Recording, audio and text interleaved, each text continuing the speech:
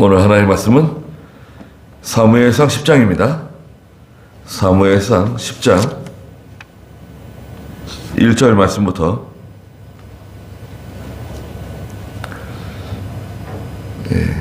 말씀 보도록 하겠습니다. 사무엘상 10장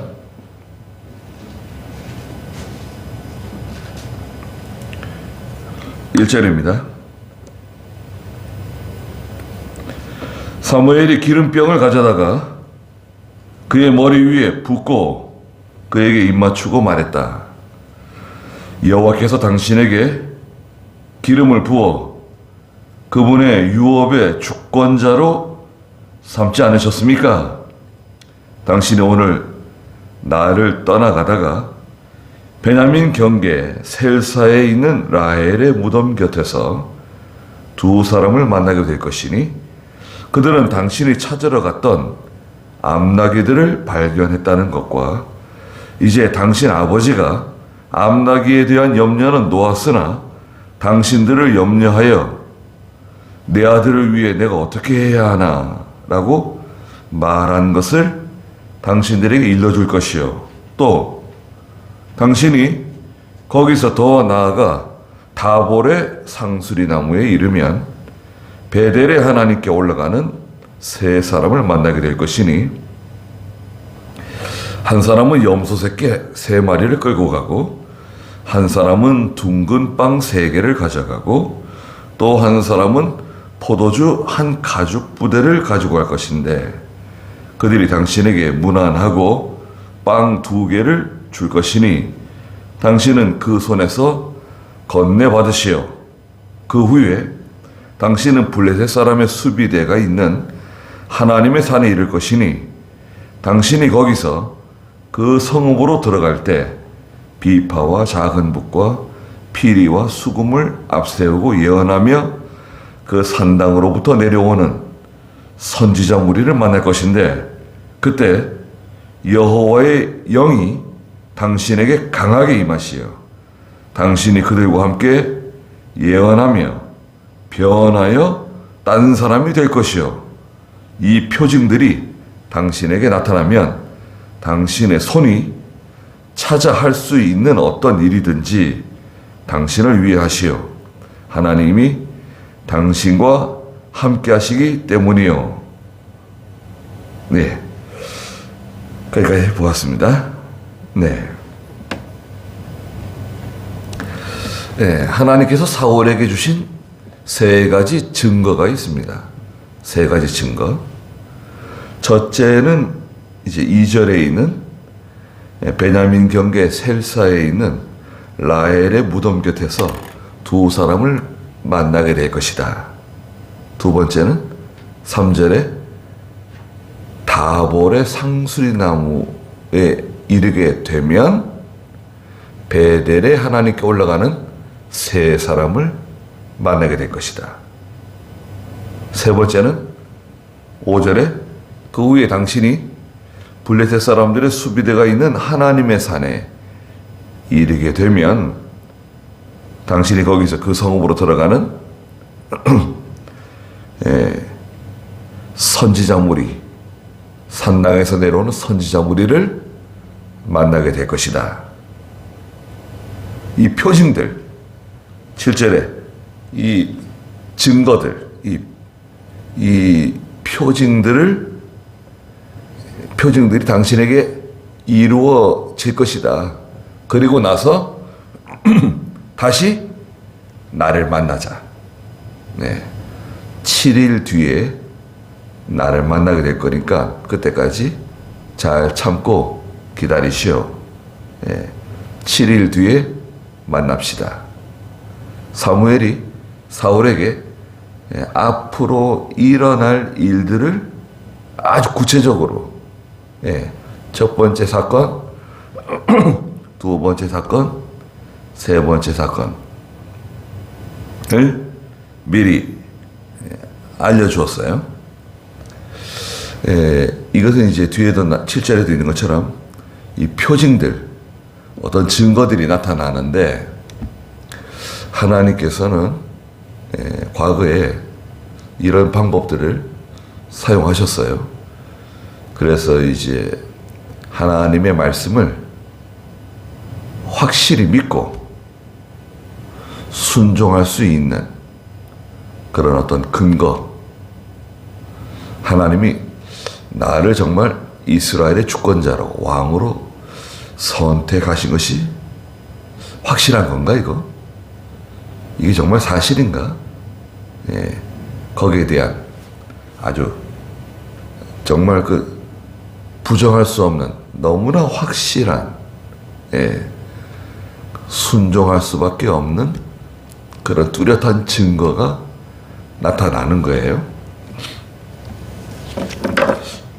오늘날에도 하나님께서는 우리에게 이런 증거들을 주십니다.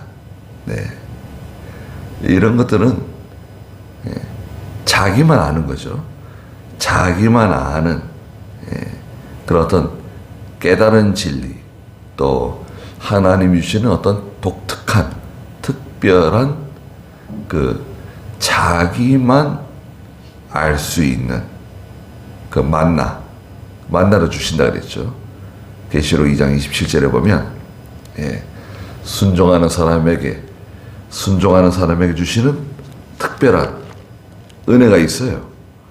그거는 이제 자기만 아는 거예요. 2장 17절, 계시록 2장 17절 한번 읽어보세요. 귀 있는 자는 성령께서 교회들에게 하시는 말씀을 들어라. 이기는 자에게는 내가 감추어둔 만나를 주고 또 흰 돌을 줄 것인데 그 돌 위에 새 이름이 기록되어 받는 자 외에는 아무도 그것을 알지 못할 것이다. 이기는 사람에게, 이거 버가모 교회 사자에게 주신 말씀인데, 이기는 사람들에게는 감추어둔 만나를 줄 거다. 감추어둔 만나. 다른 사람은 몰라요. 그 만나를 먹는 그 사람만 아는 거죠. 감추어준 만나 주고 흰 돌을 줄 것이다. 흰 돌은 예수 그리스도시죠. 그 돌 위에 새 이름이 기록되어져 있다. 이것은 새롭게 되어진 인격, 믿음이 자라난 성도의 인격, 새 사람의 인격이죠. 새 이름이 새겨지고 받는 자 외에는 아무도 그것을 알 수 없다. 하나님께서 주시는 그 특별한 받는 자 외에는 알지 못하는, 알 수 없어요. 그 사람밖에 몰라요. 예. 하나님의 말씀을 깨달은 사람, 그 말씀을 순종하는 가운데 하나님이 주신 은혜 가운데 깨달았단 말이죠. 뒤에도 나오지만 6절에 보면 그때 여호와의 영이 당신에게 아주 강하게 임하셔서 당신이 그들과 함께 예언하며 변하여 딴 사람이 될 것이다. 완전히 하나님의 큰 은혜를 받아가지고 당신이 변해가지고 완전히 딴 사람이 될 거다. 예. 이것은 어떤 면에서 일시적인 현상이에요. 이게 지속되는, 계속해서, 우리가 소위 말하는 성령 충만한, 하나님의 감화 감동이 충만한 상태가 이렇게 오래도록 계속 지속되는 건 아니에요. 아주 일시적인 현상이지만 그래도 사울 당신이 아주 하나님의 큰 그 은혜와 감동을 받고 새 사람이 될 거다. 완전히 딴 사람이 될 거다. 그걸 이제 사무엘이 알려주었어요. 그 이제 1절에 보면 기름병을 취해가지고 이제 드디어 사무엘이 사울에게 기름을 붓는 장면이 나옵니다. 1절 한번 읽어주시겠어요? 사무엘이 기름병을 가져다가 그의 머리 위에 붓고 그에게 입 맞추고 말했다. 여호와께서 당신에게 기름을 부어 그분의 유업의 주권자로 삼지 않으셨습니까? 네. 그분의 유업의 주권자로 삼지 않으셨습니까? 이 뜻은 아주 강한 긍정이에요. 하나님이 당신을 선택해서 이스라엘의 주권자로 세우신 것이 확실하다는 것을 아주 강하게 긍정하는 그런 그 표현이에요. 기름병을 가져다가 그의 머리에 부었다 그랬습니다. 기름병. 이 기름은 무슨 기름인가요? 감람유라고도 말하는 올리브 기름이죠. 올리브.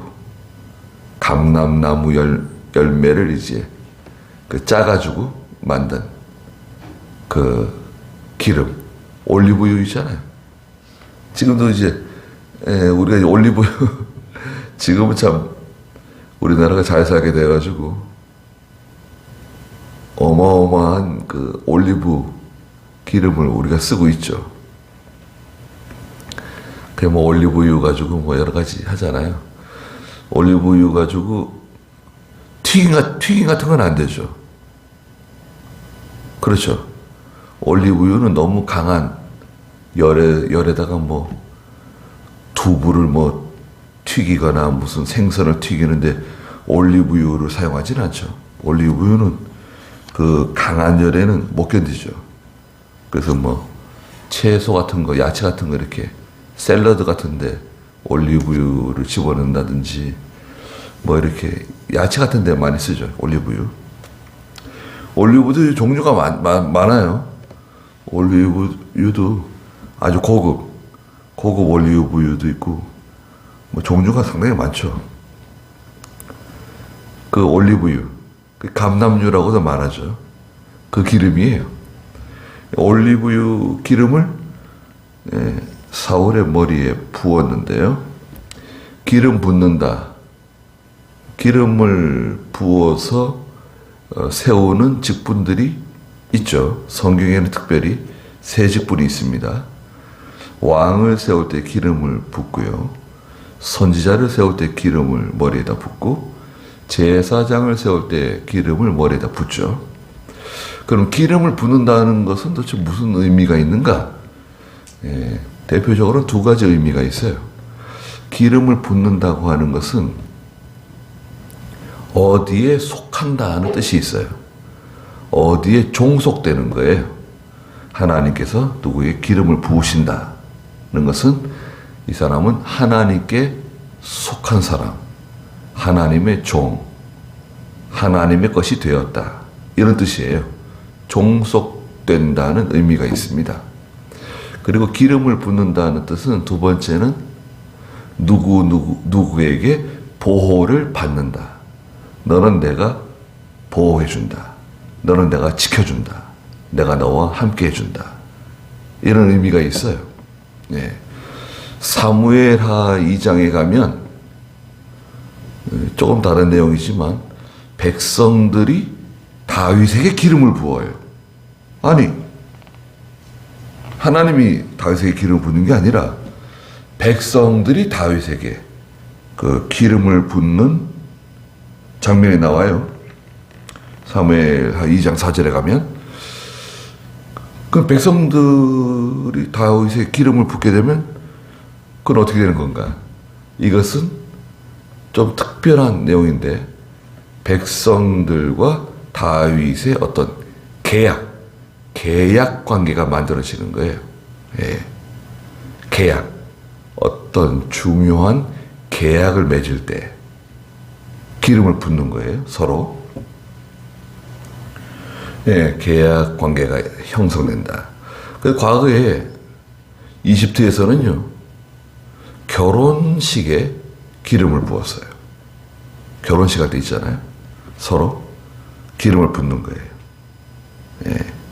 결혼, 성혼이라 그러죠. 그것도 계약이잖아요. 결혼 계약. 결혼식 때 기름을 부어서 결혼식을 이렇게 행하는 그런 관습도 있었습니다. 그래서 기름을 붓는 게 다른 데도 있어요. 다른 이방 나라에서도 종종 있었습니다. 그런데 하나님께서는 특별히 선지자, 왕, 제사장을 세울 때 기름을 부으셨습니다. 머리에 기름을 붓고 그에게 입 맞추고 말했어요. 여호와께서 당신에게 기름을 부어 그분의 유업의 주권자로 삼으셨다는 거예요. 예. 오늘날에는 누구한테 기름을 붓습니까? 오늘날에는 이제 목사를 세울 때 기름을 붓죠. 또 장로를 세울 때 기름을 붓습니다. 예. 그래서 이것은 이제 이 목사직과 장로직은 계속되는 직분이에요. 특별한 범죄가 없는 한 계속되는 그런 직분입니다. 항존직이라 그러죠. 항존직. 그럼 항존직은 무슨 짓을 해도 항존직이냐? 그렇지는 않아요. 목사나 장로라도 하나님께 중대한 범죄를 저지르고 교회와 총회 앞에서 징계를 받을 수 있어요. 그래서 정직이 될 수도 있고 면직이 될 수도 있어요. 정직은 직분이 정지되는 거예요. 얼마 동안. 뭐 6개월이면 6개월, 뭐 한 달이면 한 달, 1년이면 1년. 정직, 처분. 면직은 이걸 떼는 겁니다. 목사를 떼는 거예요. 장로를 떼는 겁니다. 면직. 제명은 제명당하는 거지 면직은 아니에요. 예. 제명이 있고 그다음 출교가 있어요. 제명 출교라 그러는데 제명은 이름을 지우는 거예요. 뭐 출교도 뭐 같이 보통 따라가는데 제명당한 사람이 계속 나온다. 그 다음에 출교가 들어가겠죠. 제명당하면 출교가 같이 가는 거예요. 네. 그래서 이건 중대한 범죄를 저질렀을 때, 항존직이라도, 제재를 받을 수 있다. 그 목사와 장로를 징계하는 것은 개교회에서는 못해요. 개교회에서는 그 목사나 그 장로를 징계할 수가 없어요. 그럼 어디서 징계하냐? 노회에서 징계할 수 있고요. 또 저희 교단 같은 경우에서는 총회에서 징계합니다. 총회에서. 예. 목사나 장로는 노회에서도 선뜻 징계하기가 쉽지 않아요. 중대한 사항이 있게 되면 총회에서 징계하게 됩니다. 총회는 이제 전국에 있는 모든 목사와 장로들이 모여서 이제 회의를 갖는 거잖아요. 거기서 징계합니다. 그래서 기름을 부어서 하나님의 일을 맡기는 거예요. 그러면 무슨 유익이 있는가? 기름을 붓지 않고 하나님의 일을 할 수 없다는 건가? 어떻게 생각하세요? 그럼 기름 부음을 받지 않으면 하나님의 일을 못하는 건가? 다윗이 골리앗과 싸우러 나가가지고 골리앗을 때려 눕혀가지고 이스라엘을 구원해 내잖아요. 근데 다윗이 언제 뭐 기름 부음 받아가지고 나가고 그랬나요? 다윗이 기름 부음 받고 나가서 골리앗과 싸웠나요? 기름 부음 받기 전이었나요? 다윗은 기름 부음 받은 거 아니에요? 기름 부음 받고 그 다음에 전쟁에 나가서 골리앗 쓰러뜨린 거 같네요. 기름 부음 받지 않아도 하나님의 일에 쓰임 받을 수 있어요. 네. 그럼 기름 붓기 전하고 기름 부음 받은 후하고 뭐가 다르냐? 이것은 마치 예수 믿는 사람이 세례 받기 전과 세례 받은 후하고 다른 점하고 비슷해요. 예수 믿어도 세례 받지 않을 수 있습니다. 예. 예수 믿었는데 세례받지 못했어요. 근데 세례받기 전에 세상을 떠났다. 그럼 천국 못 가나요? 세례받지 않았어요. 세례받지 않고 세상을 떠났어요. 임종했어요. 그러면 천국 가느냐? 못 가느냐? 이거 별거 아닌 것 같은데요. 이것 때문에 교회가 얼마나 다투고 얼마나 논쟁하고 그랬는지 모릅니다. 중세 때. 지금 얼마나 간단합니까? 예수 믿고 구원받는 것은 무엇으로 구원받는 거죠? 믿음으로 구원받는 거예요. 예수 믿으면 세례를 받으나 세례를 받지 않으나 구원받는 거예요. 세례가 구원의 조건이 안 된다. 구원의 조건은 오직 뭐죠? 믿음이에요.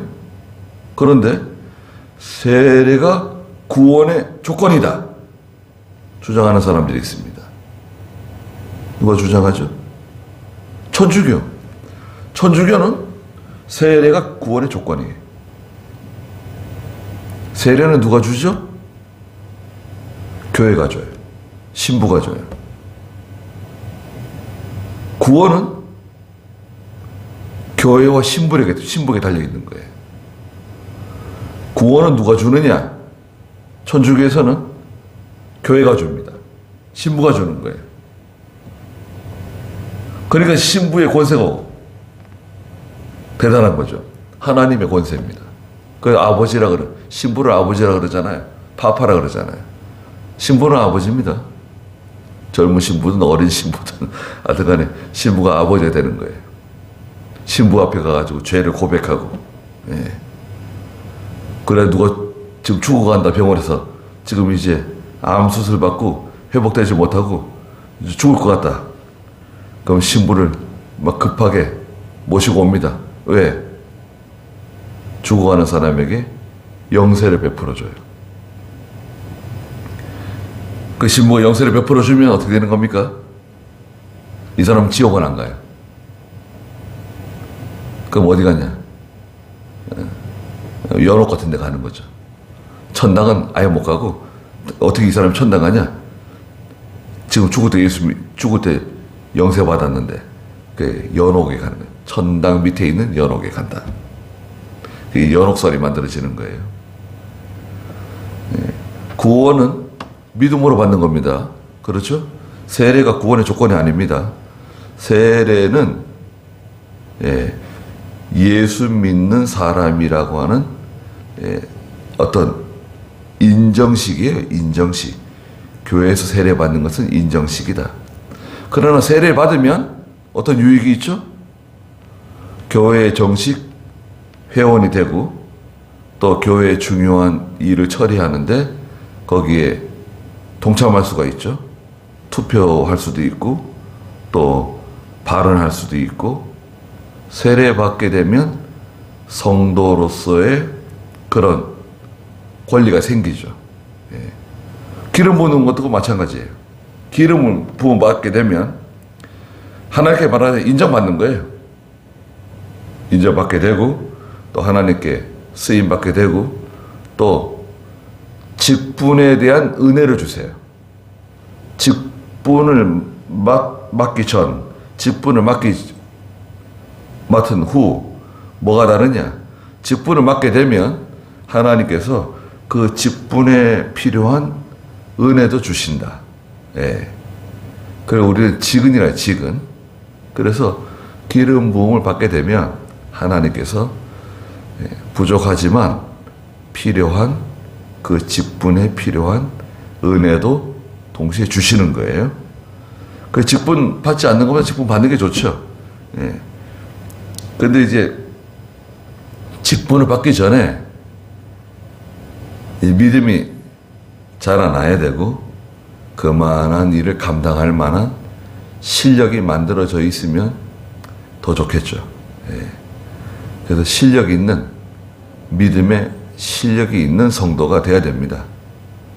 사울은 어떨까요?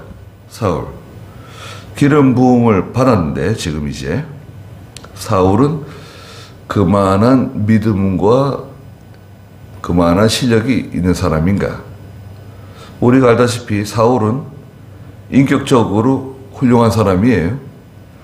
아버지를 잘 이렇게 섬기는, 순종하는 그런 효심이 있는 그런 인격자고요. 그 다음에 아버지가 무슨 일을 시켰는데 그 일을 끝까지 해내려고 하는 그 일을 기어이 아버지가 맡긴 일을 완수하려고 하는 그런 마음이, 충성하는 마음이 있었어요. 충성심이 있잖아요. 그 다음에 또 하나님께서 너를 이스라엘의 주권자로 택하셨다. 그러니까 제가 베냐민 지파 사람인데 저 같은 사람이 어떻게 해? 저희 집은 베냐민 지파에서도 가장 작은 그런 집안입니다. 겸손한 마음. 이런 걸 볼 때 사울은 그 믿음의 인격도 있고 또 모든 면에 겸손하고 충성하는 마음도 있고 좋은 사람이에요. 잘 만들어진 사람인 것 같아요. 여하튼 하나님이 사울의 기름 부어주셨어요. 사무엘을 통해서. 그런데도 이 사울 마음속에는 확신이 없어요. 확신. 믿음에 확신이 있어야 되는데 확신이 없으면요 약해요. 아무리 실력이 있어도 내가 얼마나 실력이 있는지, 나는 그것을 할 수 있는 사람인지, 그것에 대한 이 확신이 없으면 무슨 일을 아주 이렇게 힘있게 담대히 하기가 쉽지 않아요. 그렇지 않습니까?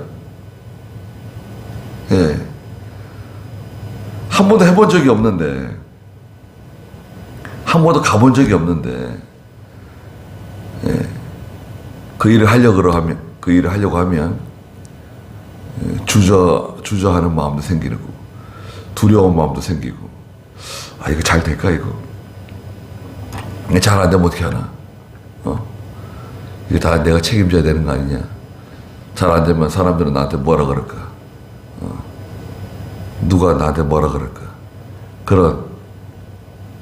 그런 마음이 생기지 않을까요? 잘 되면 좋은데, 잘 되면 다 좋아요.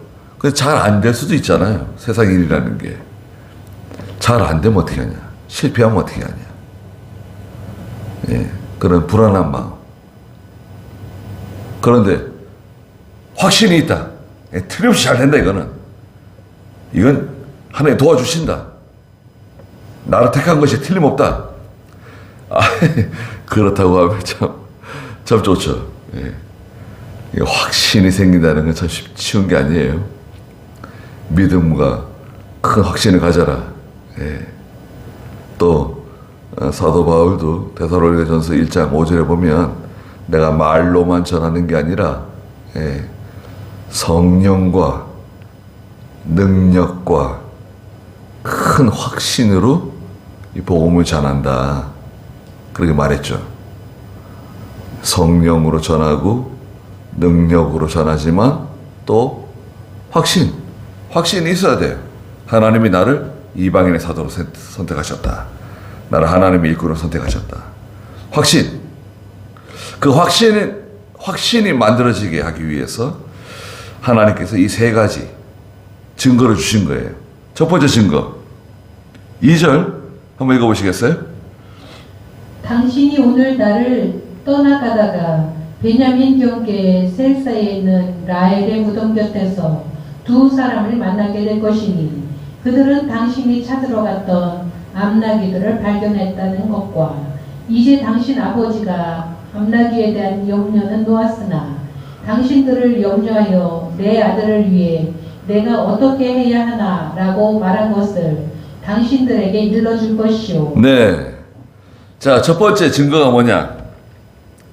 사무엘이 지금 미리 얘기해 주는 거예요. 당신이 오늘 나를 떠나가다가 보면 베냐민 경계 셀사에서 그 라헬의 무덤 곁에서 두 사람을 만나게 될 거다.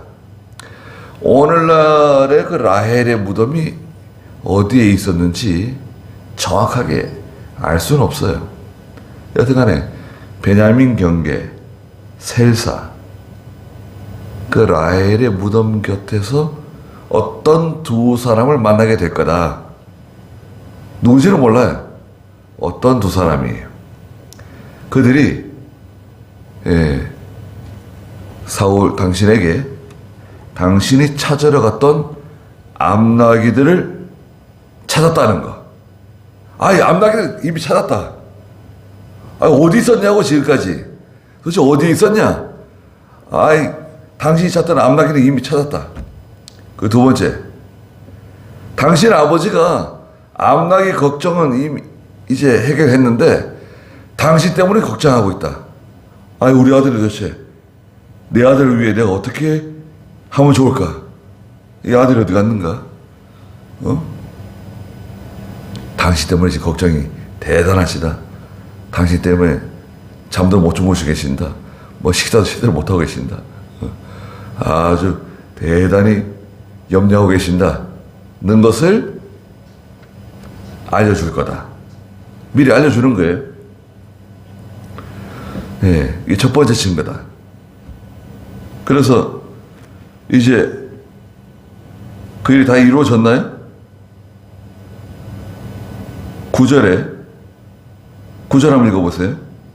그가 사무엘을 떠나려고 등을 돌렸을 때 하나님께서 그에게 다른 마음을 주셨으며 그날 이 표징들이 다 임했다. 첫 번째 표징뿐만 아니라 이 표징들이 다 이루어졌어요.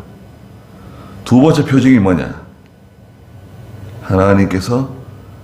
하나님이 하신다는 것을 확실히 믿고 순종할 수 있는 증거를 주시는데 두 번째 증거 3절 읽어보세요. 또 당신이 거기서 더 나아가 다볼의 상수리 나무에 이르면 베델의 하나님께 올라가는 세 사람을 만나게 될 것이니 한 사람은 염소 새끼 3마리를 끌고 가고 한 사람은 둥근 빵 3개를 가져가고 또 한 사람은 포도주 한 가죽 부대를 가지고 갈 것인데 그들이 당신에게 무난하고 빵 2개를 줄 것이니 당신은 그 손에서 건네받으시오. 네. 두 번째 증거는 뭐냐? 3절에 또 당신이 거기서 더 나아가 다볼의 상수리 나무에 도착하게 되면 다볼의 상수리 나무? 상수리 나무는 우리가 쉽게 이해하기 쉬운 것은 도토리 나무입니다. 도토리 나무. 도토리 나무가 상수리 나무잖아요. 상수리하고 도토리는 약간 다르긴 한데 뭐 상수리 나무입니다. 참나무. 상수리 나무. 다볼의 상수리 나무 그러면 다 아는 거예요. 다볼에 있는 상수리 나무 그러면 사람들이 다 아는 거예요. 그 나무는 어떤 나무다. 유명한 나무예요. 우리나라는 산이 많고 또 나무도 뭐 얼마나 많습니까? 우리나라가요 산에 나무가 많잖아요. 지금 여러분 어렸을 때 생각해 보세요. 산에 나무 많이 있었나요? 산에 나무 많지 않았습니다. 그 나무 심기 운동 했잖아요. 나무 심기 운동 4월 5일? 4월 5일이죠. 식목이 되면 그날은 공부도 안 하고 말이죠. 저도 어렸을 때 시골에서 그 초등학교 다닐 때 그날은 나무를 뭐 가져가야 되죠. 5개인가 3개인가 뭐 이렇게. 보통 무슨 나무 가져가나요? 그때 나무 가져갔습니다. 무슨 나무를 가져갔는가? 갖다 나무 심는 거죠. 갖다 꽂으면 나올 수 있는 나무들. 그리고 또 얼마 지나니까 이제 나라에서 나무를 그 묘목을 줘가지고 묘목을 심는 거죠. 나무에다가 산에 가서 산에 가는 날이에요. 4월 5일 날은 학교 공부하러 가는 날이 아니라 산에 나무 심으러 가는 날. 그게 지금 생각해보니까 참 대단한 일이에요.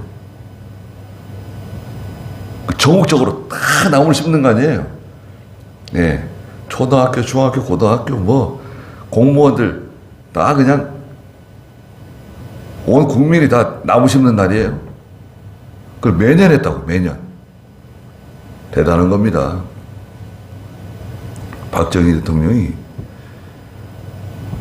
그걸 어디서 힌트를 얻었냐면요.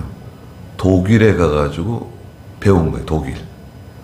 그 당시에 독일에 가보니까 조림을 한 거예요, 조림. 인공 조림. 사람들이 계획적으로 나무를 심은 거예요. 예. 큰 그 소나무 숲, 예. 전나무 숲인가 그 숲이 있는데 반듯반듯하게 일정한 간격으로 나무가 쫙 전국토에 심겨져 있는 거예요. 그걸 보고 너무나 충격을 받고 감동을 받아가지고 나무를 심어, 우리도 나무를 심어야 되겠다. 조림을 해야 되겠다. 그런 마음을 가지고 이제 시작한 게 이제 조림 사업입니다. 그 결과 우리나라가 지금 전 세계에서요, 이 산에 나무 많기로 6등, 7등 그래요. 전 세계에 6위, 7위. 굉장한 겁니다. 그 뭐 어떤 사람들은 한국에 있는 나무는 쓸모없는 나무다. 이게 무슨 기둥도 아니고 뭐 어디 집 짓는 데도 못 쓰고 못 쓸 나무라고 취급했거든요. 지금은 안 그렇습니다. 지금은 그런 말 안 해요. 산에 있는 나무 가지고 뭐 쓰는 게 뭐 집 짓는 데만 쓰는 게 아니거든요.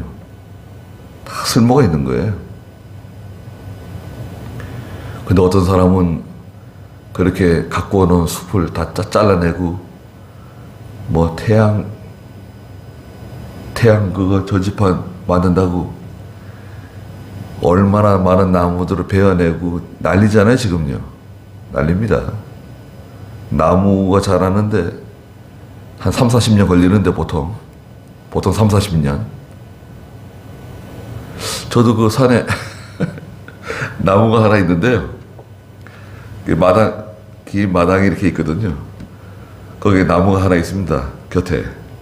아니, 그게 밤나무인데, 밤나무. 그걸 계속 갖고 와가지고요. 그게 뭐 손가락처럼 가는 나무였는데, 지금은 뭐 이렇게 굵어졌어요. 가끔 차가 부딪혀요. 이렇게 후진하거나 이렇게, 뭐 이렇게 차를 움직이다가 그 차에 자꾸 차가 부딪히더라고요. 그리고 여름 되면부터 그늘지고, 자꾸 그늘지고. 나무가 얼마나 자랐는지요. 그래서 그 나무를 지금 자르려고 이제 마음을 먹었는데, 지난번에 강성현 목사님하고 같이 갔거든요. 이 나무를 잘라버리려고 그런다고. 그랬더니, 이 나무가 몇 년 된 나무냐고 물어보더라고요. 이거 한 30년 더 된 나무라고 그랬더니, 그런 나무를 왜 자르냐고. 30년 동안 같이 지냈는데, 그거 너무 아깝지 않냐고. 나무를 자르는 게 뭐, 자르면 되는 거지. 그 나무가 뭐 친구도 아니고. 예. 그 말을 듣고 나니까 이게 톱을 가지고 다닙니다. 자르지를 못하고 지금 계속 생각 중이에요. 자르지 말아야 되나. 지금. 예. 그래서 나무 자라는 게 참 쉬운 게 아니에요. 예. 지도자 한 사람이 그렇게 중요합니다. 그래서 우리나라가 이렇게 나무가 많아진 거예요. 근데 이 팔레스타인 지역은요, 나무가 많지 않기 때문에 산이 많지 않고 숲이 많지 않고 또 이런 그 나무가 자라는 곳이 특정돼 있어요. 오아시스라는 오아시스. 특정 지역에는 나무들이 이렇게 좀 있는데, 그러니까 다보레 어디입니까? 다보레 상수리 나무. 그러면 사람들이 다 아는 거예요. 그 나무를 어디에 있는 그 유명한 나무에 말하자면 그 성경에 보면요, 사사기서에서는 드보라의 종려나무가 있어요. 여선지 드보라가 재판을 하는 장소가 있는데 그 장소에 큰 종려나무가 있어요. 그 종려나무 별명이 뭐냐? 드보라의 종려나무예요. 또 창세기 12장에 가면 아브라함의 모래 상수리나무, 아브라함의 모래 땅에 있는 상수리나무. 그러면 다 아는 거예요, 사람들이. 아브라함이 항상 기도하는 그 나무 밑에 가서 늘 기도하고 그 하나님 묵상하는 그 나무, 유명한 나무들이 있는 거예요. 예. 마치 여기도 다볼의 상수리나무. 그래서 당시 이 나무는요, 어떤 경계, 어디와 어디의 경계 지점을 주로 가르치고, 또 이 나무는 만남의 장소예요. 만남의 장소. 약속 장소예요. 어디서 만나면 좋을까? 다볼의 상수리 나무에서 만나자. 그런 식이죠. 다 아는 거예요, 이것은. 만남의 장소예요. 그 다볼의 상수리 나무에 도착하게 되면 베델의 하나님께 올라가는 세 사람을 만나게 될 거다.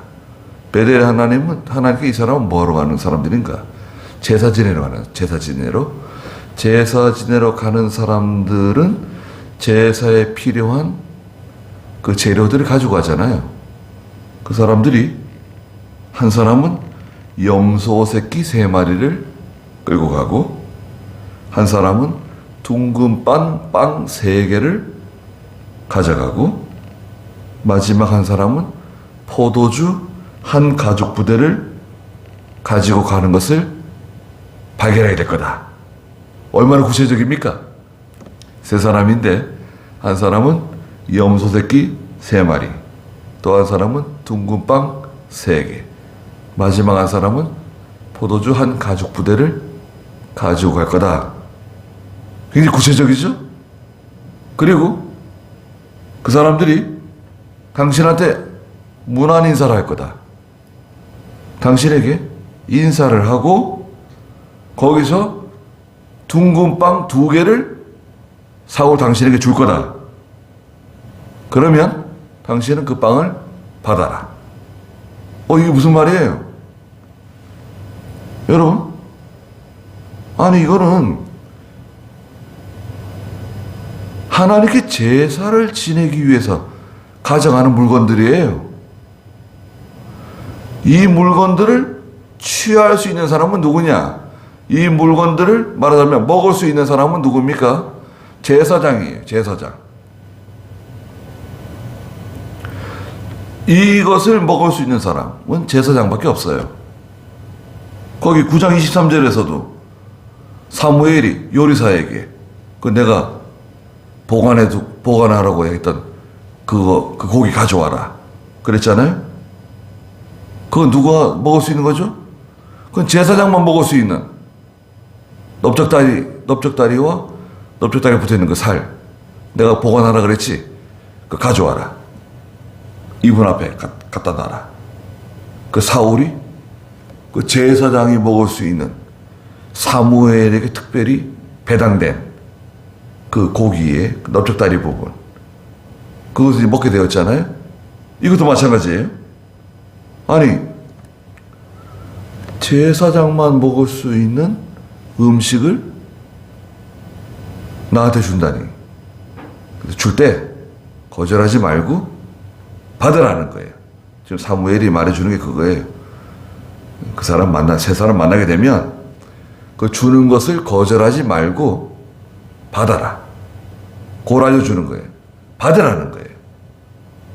그 다음에 3번째 표징이 뭐냐? 5절 읽어보세요. 그 후 당신은 블레셋 사람들의 수비대가 있는 하나님의 산에 이를 것이니 당신이 거기서 그 성읍으로 들어갈 때 비파와 작은 북과 피리와 수금을 앞세우고 예언하며 그 산당으로부터 내려오는 선지자 무리를 만날 것인데 그때 여호와의 영이 당신에게 강하게 임하시어 당신이 그들과 함께 변하여 만 사람이 될 것이요. 네. 그 후에 세 번째 표징인데요. 5절에 블레셋 사람들의 수비대가 있는 하나님의 산에 이르게 될 거다. 하나님의 산. 어떤 성경에는요, 영어 성경에는 하나님의 기브아라고 적혀 있어요. 기브아. 기브아라고 하는 뜻이 산이에요, 산. 그 단어가 기브아. 기브아라고 하는 그 단어가 산이라는 뜻이거든요. 하나님의 산, 하나님의 기브아. 다 똑같은 말이에요. 여기는 왜 하나님의 기브아라고 번역하고 여기는 왜 산이라고 번역했을까? 여하튼 하나님의 산, 하나님의 기브아 같은 의미예요. 26절에도 사울도 기브아 자기 집으로 갔다. 기브아는 어떤 지역을 가리키기도 하면서 동시에 기브아라고 하는 그 단어가 산이란 뜻이다. 그 정도만 우리가 알고 있으면 됩니다. 하나님의 산에 이르게 될 건데 거기서 그 성읍으로 들어갈 때 비파와 작은 북, 피리와 수금을 앞세우고 예언하면서 그 기브아 산당은 큰 산당이에요. 기브아 산당 그러면 딱 떠오르는 사람이 누굽니까? 솔로몬이죠. 솔로몬이 기브아 산당에서 1000번제를 드리죠. 큰 산당은 그 바깥에 외부에서 하나님을 섬길 수 있는 어떤 특정한 장소인데 거기에 건물들도 있는, 부속 건물들도 있는 거예요. 그 산당에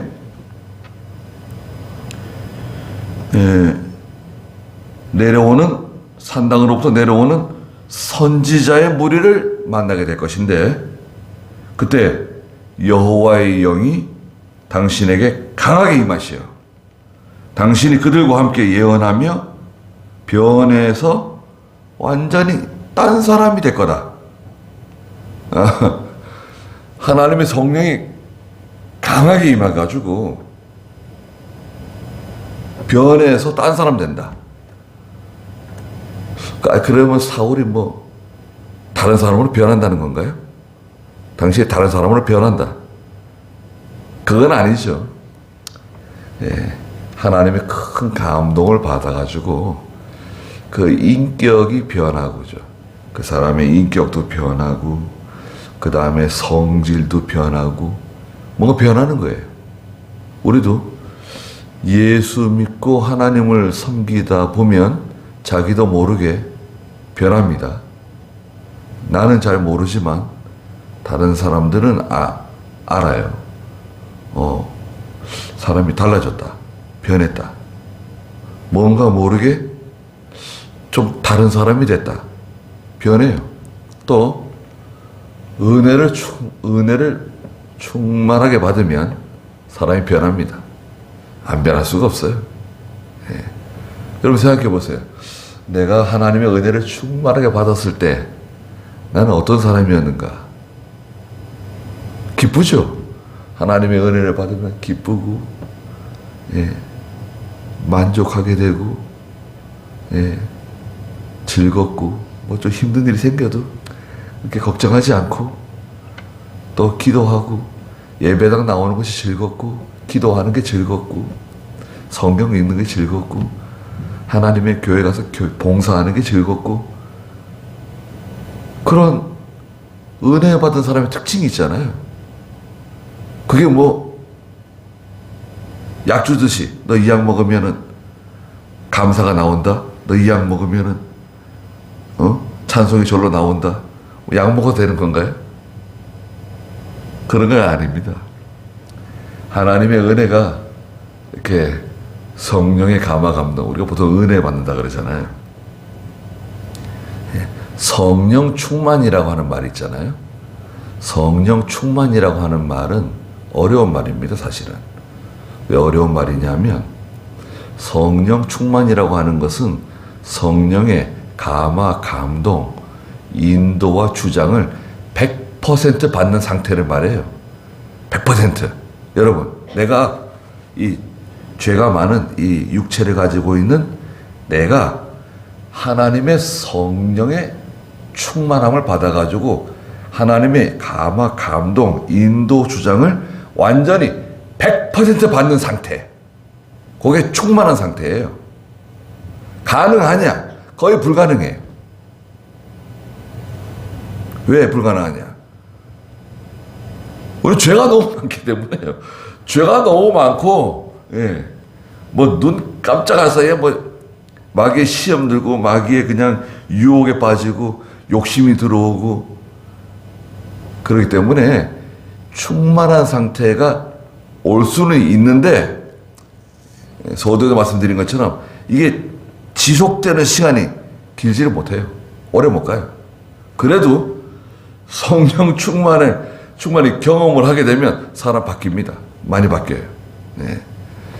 1년에 한 번씩 성령 충만을 경험한다. 생각해 보세요. 내가 1년에 적어도 1년에 한 번 정도는 성령 충만의 경험을 한다.